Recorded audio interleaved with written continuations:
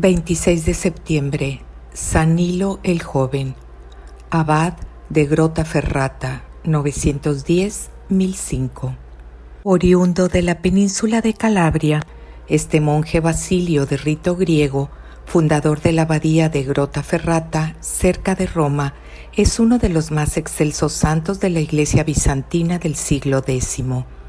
Para no confundirlo con su homónimo del siglo V, San Nilo el Sinaíta, también monje y escritor ascético de gran valía, acostúmbrase a llamarle Nilo el Joven o Nilo de Rossano. Un discípulo suyo, que tomó buena parte en la fundación del monasterio de Grottaferrata y que más tarde fue su tercer abad, el monje San Bartolomé, mencionado en el Martirologio romano el 11 de noviembre, escribió en griego la vida de su maestro. Esta biografía, redactada pocos años después de la muerte de San Nilo por un compatriota suyo, ofreció al geógrafo datos fidedignos y valiosos.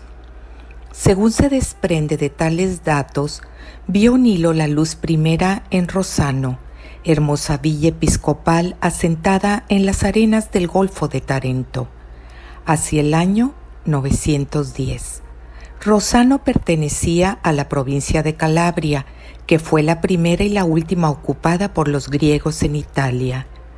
Recibió el niño en la pila bautismal el nombre de Nicolás y quedó desde entonces especialmente consagrado a la Reina de los Cielos.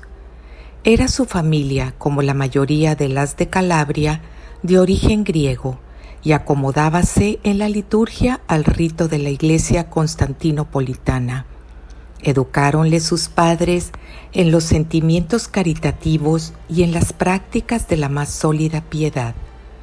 Su educación e instrucción científica y literaria fueron tan completas como los tiempos y los saberes, no escasos, se lo permitieron. Ocasiones tendrá más tarde Fray Nilo, ya consagrado a Dios con los sagrados votos, de dar irrefragables pruebas de la profundidad de sus conocimientos en sagradas letras y en las demás ciencias. Ligado Nicolás desde los albores de su juventud con los lazos matrimoniales, supo hermanar perfectamente las obligaciones del nuevo estado con la vida de oración y austeridad que integran el cristianismo. Reservábase a diario momentos de calma y solaz para consagrarlos a la meditación y al examen de conciencia en lugares solitarios. Sin embargo, poco a poco el demonio y los seductores halagos mundanales dieron al traste con su primer fervor y con su fidelidad en el trato con Dios. Abandonó Nicolás sus oraciones y su alma, falta de apoyo, cayó en la relajación y no pudo resistir a los atrayentes incentivos del placer.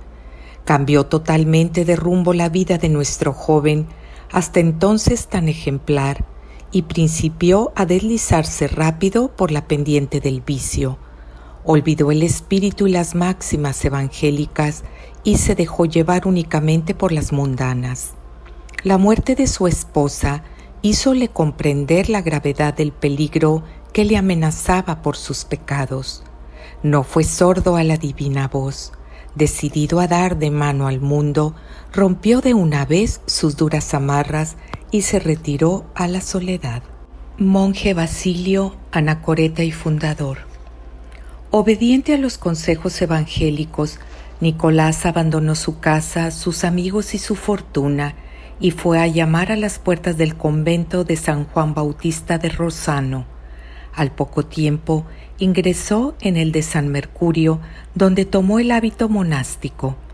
Poco después, sin que sepamos el motivo, se retiró a la abadía de San Nazario, cita a unas 5 leguas del anterior. Hecha la profesión monástica, consagróse por entero a la vida de oración y penitencia, siguiendo puntualmente la regla de su padre y fundador, San Basilio. Tras nueva residencia en el monasterio de San Mercurio, deseoso de llevar la vida de los antiguos padres del yermo, solicitó y obtuvo permiso para vivir en un eremitorio contiguo a la capilla dedicada a San Miguel. Aquí empleaba la mayor parte del día en la oración y contemplación.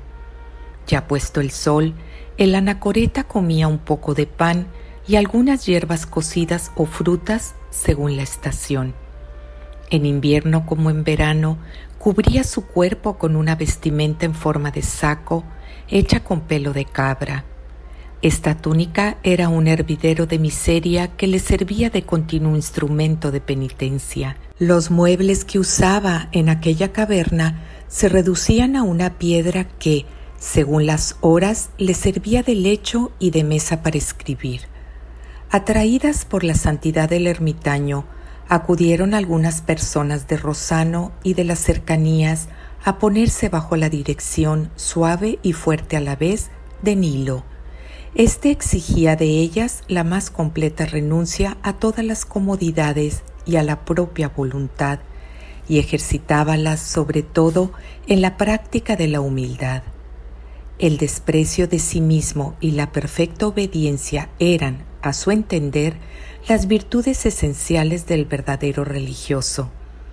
Para proteger a sus discípulos contra las incursiones y destrozos de los piratas sarracenos, frecuentes en aquella época por el sur de la península itálica, construyó en la montaña una especie de ciudadela fortificada, a donde se retiraba con sus monjes cuando tenía noticias de que los enemigos merodeaban por sus cercanías. El tiempo que le dejaba libre la oración, empleábalo en el cumplimiento escrupuloso de las diversas prescripciones de la vida regular y en obras múltiples de caridad y celo. Pobres y ricos, sabios e ignorantes, llegaban para pedirle socorro, consejos y consuelos, seguros de ser siempre acogidos con amorosa y fina bondad. Altos personajes, como el metropolitano de Calabria y el gobernador de la comarca, quisieron cerciorarse por sí mismos de la ciencia teológica y de la santidad del célebre monje. Reparó en ello Fray Nilo y, después de haber pedido luces en la oración, presentó a los visitantes un manuscrito con distintos pasajes de la Sagrada Escritura y de los padres de la Iglesia, relativos al reducido número de los elegidos. Explicó y demostró los diferentes textos y aprovechó para predicar la penitencia y el respeto a las leyes evangélicas a unos hombres que se preocupaban más de saber si Salomón se había salvado que de llevar ellos mismos vida cristiana. Habiéndose sublevado los habitantes de Rosano contra el representante del gobernador imperial de Constantinopla, alcanzaron el perdón gracias a la intervención de su compatriota. Cuando vacó la sede episcopal de Rosano, pidieron para Nilo ese puesto, pero éste rehusó el cargo y el que le ofrecían en la corte de Bizancio. Confraternidad con los hijos de San Benito. Para esquivar tanta veneración que juzgaba peligrosísima para su humildad y a fin de huir de los terribles destrozos que se avecinaban por el completo dominio que los sarracenos ejercían sobre Calabria, convocó Nilo a sus discípulos y les notificó su resolución de irse para siempre de aquellos lugares en donde hasta entonces había vivido. Púsose, pues, en camino hacia el noroeste la pequeña caravana que entre todos formaban. Tras largas y penosas jornadas, llegaron a las inmediaciones de Capua. El gobernador y los habitantes de la ciudad recibieron con mucho respeto y caridad a los piadosos peregrinos y ofrecieron a Nilo el título de obispo. Naturalmente, Nilo rehusó semejante honor y se apresuró a dejar a unos amigos que ponían en peligro su humildad y su amor a la soledad, y encaminóse al monte Casino. El gobernador de la comarca rogó a Aligerne, abad del célebre monasterio benedictino, que cediera a Nilo y a sus monjes en el territorio de la abadía el convento que les conviniese. Cuando los religiosos basilios hubieron llegado al pie de la colina donde está edificada la inmensa abadía, fueron recibidos con cánticos e himnos de júbilo por los hijos de San Benito, los cuales bajaron en procesión a esperarlos. Nilo curó varios enfermos apenas llegado al recinto en donde descansó hasta principios del siglo VIII el cuerpo del gran patriarca, y gustó durante algunos días las dulzuras de una hospitalidad verdaderamente fraternal. Condujéronle al convento de Vallelucio, situado en las cercanías del Monte Cassino, y allí se estableció con sus monjes. Para manifestar a sus bienhechores su agradecimiento, Nilo compuso en griego varios himnos en honor de San Benito y pasó una noche en la iglesia del monasterio benedictino cantando con sus discípulos el oficio litúrgico según el rito griego. A los religiosos que le visitaron dio consejos de celestial sabiduría. Pidiéronle con insistencia que sintetizara en una frase la función del monje y dijo: «El monje es un ángel. Su función es la misericordia y la alabanza de Dios por el sacrificio». Los religiosos basilios permanecieron más de 10 años en el monasterio de Vallelucio. No encontrando aún en esta morada la suficiente soledad, Nilo, acompañado de varios discípulos, la dejó y se retiró a Serperi, cerca de Gaeta. La nueva colonia se estableció en chozas o cabañas hechas con tablas mal ensambladas, refugio provisional de labradores y cazadores. Cisma de Crescencio, Nilo y el antipapa Juan Filagato. El emperador Otón, 980-1002, había ido a Roma para ser coronado por el papa Gregorio V. Este había obtenido del monarca que perdonase, a pesar de sus crímenes, a Crescencio, patricio romano. Acto de tan generosa caridad fue muy mal correspondido. Apenas Otón pasó los Alpes, Crescencio se apoderó del papa Gregorio V, le arrojó de Roma y suscitó en la iglesia un cisma, haciendo elevar al trono pontificio, 997, al obispo de Plasencia, Juan Filagato, que tomó el nombre de Juan XVII o Juan XVI. El antipapa, nacido en Rosano, había sido monje en el mismo convento que Nilo y había llegado finalmente a ser obispo de Plasencia.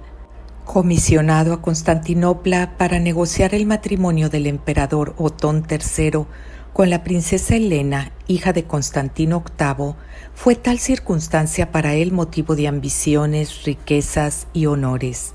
Enterado Nilo de la escandalosa conducta de su compatriota, escribióle aconsejándole que no se dejase cegar por el amor a los honores y a los bienes de este mundo, antes bien asegurarse la salvación de su alma ofreciendo la cátedra de San Pedro al legítimo sucesor. Invitóle a volver al monasterio para hacer penitencia, pues de lo contrario no se haría esperar el castigo de Dios. El antipapa respondió con una carta en la que le agradecía los caritativos consejos, pero no daba señal de seguirlos.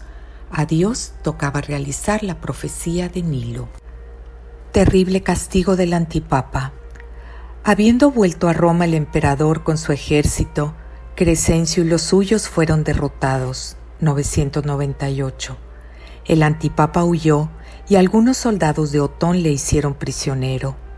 Cortáronle la lengua, la nariz y las orejas, le sacaron los ojos y así mutilado le arrojaron en un calabozo. Al saberlo Nilo salió para Roma profundamente apenado. Su deseo era obtener del papa y del emperador que le confiaran al desgraciado Filagato. El antipapa acabaría su vida en la penitencia, recluido en un monasterio basilio bajo la custodia de su compatriota. El pontífice y Otón manifestaron gran respeto y afecto a su ilustre visitante. Escucharon con benevolencia su demanda y perdonaron la vida al antipapa, pero, no queriendo Nilo quedar en Roma, decidieron confiar la vigilancia de Filagato al abad del monasterio griego de San Sabas, existente en la capital romana. Mientras esto ocurría, el populacho consiguió apoderarse del prisionero. Paseóle por las calles montado en un asno y con una vejiga inflada en el cuello. Terminada la afrentosa burla, fue devuelto a la prisión. Tan ignominioso trato, infligido a un sacerdote y obispo que ya había sido cruelmente castigado, sublevó el alma compasiva de Nilo. Creyó el monje que el emperador era responsable de todo por cuanto nada había hecho para impedirlo, por lo cual sintió dolor profundo y no quiso ver más al monarca. Otón le envió un obispo de la corte para que le diese explicaciones de su conducta. «Id», respondió Nilo, «y decid al emperador y al papa. Esta es la última palabra del anciano a quien llaman Nilo. Me habíais confiado al desgraciado ciego, no por la consideración que merezco, pues nada soy, sino por un justo sentimiento de temor a Dios. A él, pues, se lo habíais entregado, que no a mí. Ahora habéis agravado su pena, sin respeto alguno al nombre del Señor. De él recibiréis el castigo». Y el ermitaño salió ocultamente de Roma. Otón III en el monasterio de Serperi. Quedó el emperador Otón impresionado por las amenazas del hombre de Dios y, según parece, fue en peregrinación a San Miguel del Monte Gárgano. Quiso Otón visitar a los monjes de Serperi y, a vista de las reducidas chozas que rodeaban a la pobre capilla, exclamó: «Estas son en verdad las tiendas de Israel en el desierto. Estos son los ciudadanos del reino de los cielos, acampados están en la tierra, no como habitantes, sino como extranjeros y viandantes». Nilo, con sus religiosos, salió al encuentro del emperador. Condujéronle a la capilla y de allí a la habitación donde Nilo recibía a los visitantes. El príncipe demostró al anciano la conveniencia de mirar antes de su muerte por el porvenir de sus hijos espirituales, a cuyo fin ofreció, en sus estados, lugar conveniente para un monasterio que dotaría de suficientes rentas. «Si los religiosos, mis hermanos», replicó Nilo, «son monjes dignos de su vocación, no los abandonará Jesucristo cuando yo falte». Y con estas palabras rehusó las ofertas que le hacía. «Pedidme al menos, Padre, cualquier favor para darme ocasión de probaros mi filial amor». «No voy a pedir más que una gracia a vuestra majestad», replicó Nilo. «Pensad en la salvación de vuestra alma. Aunque seáis emperador, moriréis como cualquier otro hombre y daréis cuenta a Dios de vuestras acciones». El emperador acató con respeto este grave aviso, quitóse la corona y recibió la bendición del anciano. Cuando salió, Nilo anunció a sus religiosos que el príncipe moriría pronto, lo que, en efecto, no tardó en verificarse. San Nilo funda la abadía de Grottaferrata. Al morir el bienaventurado Esteban, discípulo muy amado de Nilo por su candor y espíritu religioso, el maestro quedó profundamente apenado. Confió a la tierra los despojos de su querido hijo y hermano y sintió muy vivo deseo de ser enterrado un día junto a él. Pero la providencia lo dispuso de otro modo. La edad avanzada del anciano hacía pensar en su cercana muerte. Deseosos los nobles de la comarca de conservar en Gaeta los restos mortales de tan gran monje, preparáronle con diligencia un suntuoso mausoleo. Enteróse Nilo de tal propósito y supo, por inspiración del cielo, que debía buscar en otra parte el lugar de su sepultura. Siempre había pedido a Dios que ese lugar fuese desconocido de los hombres, por lo cual notificó a sus discípulos que iba a marchar para preparar un monasterio donde reuniría a sus hermanos y a sus hijos dispersos. Y el anciano, de más de 90 años, salió de Campania con varios monjes, pudiendo apenas sostenerse a caballo. Tomó la dirección de Roma, aunque sin entrar en ella. Paróse en Tusculum, hoy Frascati, ciudad de Lacio, y fue recibido en el monasterio de Santa Águeda. A petición suya, Gregorio, conde de Tusculum, le concedió gustoso el solar de una gran villa romana situada a pocos kilómetros al sur de la ciudad. Dio Nilo a sus monjes la orden de limpiar aquellos lugares, cubiertos de malezas y de ruinas, y preparar los cimientos de un nuevo monasterio.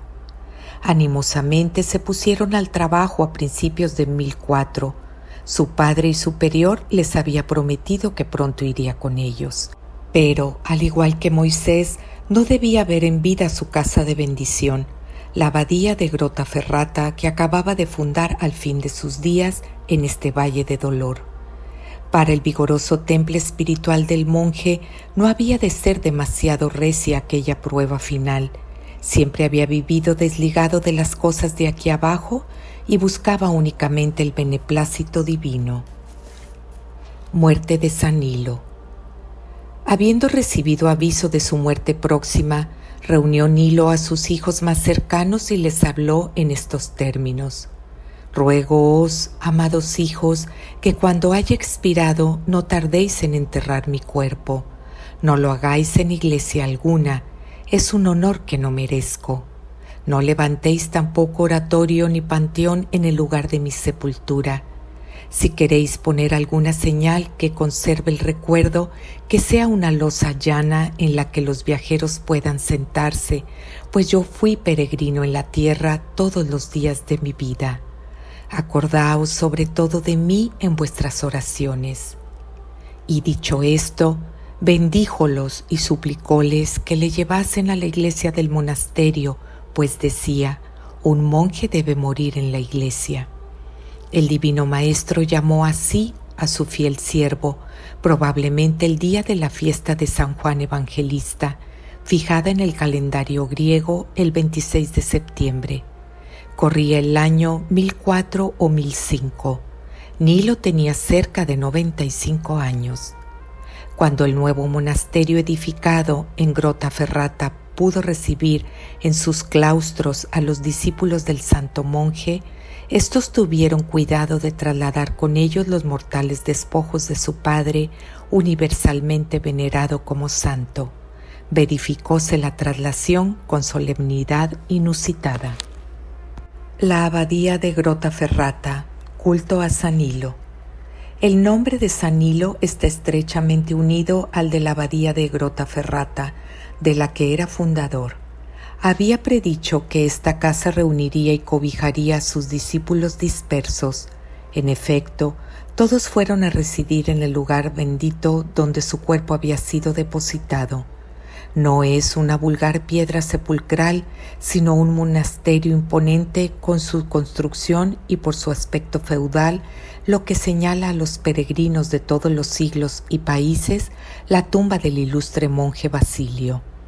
Situado el monasterio a unos 27 kilómetros de Roma, cerca de Frascati, continúa siendo grato albergue de religiosos que, como San Nilo, siguen la regla de San Basilio y celebran los oficios litúrgicos según el rito griego. Siempre se han distinguido por sus trabajos científicos y por sus esfuerzos para volver a la unidad católica a los griegos disidentes o cismáticos.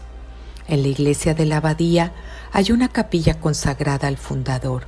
Fue enriquecida en el siglo XVII con hermosos frescos de El Domenico que representan diversos episodios de la vida de San Nilo.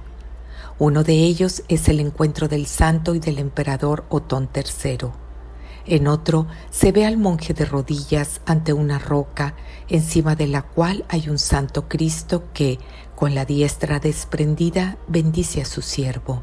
En otra parte, el pintor ha representado a San Nilo de rodillas, al lado de San Bartolomé, su discípulo, ahuyentando con su oración una tempestad que amenazaba destruir las cosechas. En 1904, con ocasión del 9º centenario de la fundación de la abadía, fue inaugurado en sus muros un monumento en honor del santo religioso.